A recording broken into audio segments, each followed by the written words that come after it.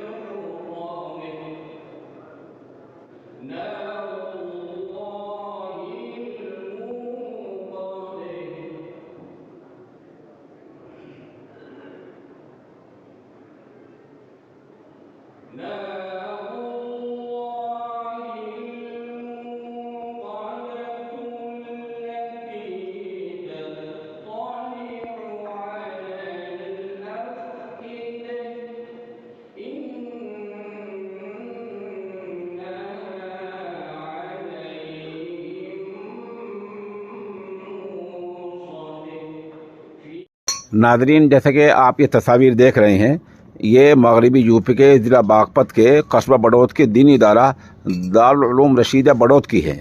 یہاں یوم جمہوریہ کی مناسبت سے ایک بڑا پروگرام ہوا ہے، جس کی صدارت ادارے کے بانی اور محتمم حضرت مولانا مفتی محمد ایوب صابر ہرسولوی نے کی ہے۔ یہاں نظامت فرائض مفتی اشرف قاسمی نے انجام دیے ہیں۔ اس پروگرام کی شروعات قاری محمد ساجد کی تلاوت کلام پاک اور مولوی محمد یوسف کی نعت پاک سے ہوئی۔ مولوی اجود الرحمان نے قومی ترانہ پیش کیا اور طلبہ کرام نے ثقافتی پروگرام پیش کیے۔ اس موقع پر امیدوار چیئرمین اشونی کمار نے کہا، ہمیں آزادی بڑی جد و جہد کے بعد ملی ہے۔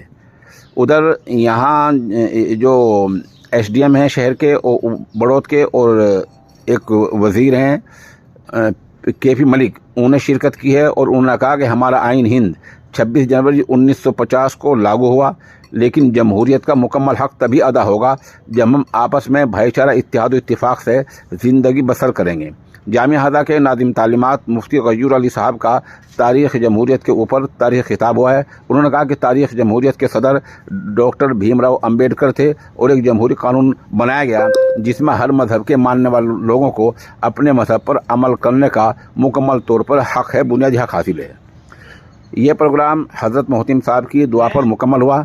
اس موقع پر مہربان علی ممبر نگر پالیکا پریشد بڑوت، مولانا انیس الرحمان، مولانا امجد میرٹھ، حاجی علاء الدین ممبر، ہارون علی منور نگر پالیکا پریشد بڑوت، حاجی اقبال، بھائی شہزاد ممبر، بھائی علی محمد، حافظ خالد و جملہ اساتذہ کرام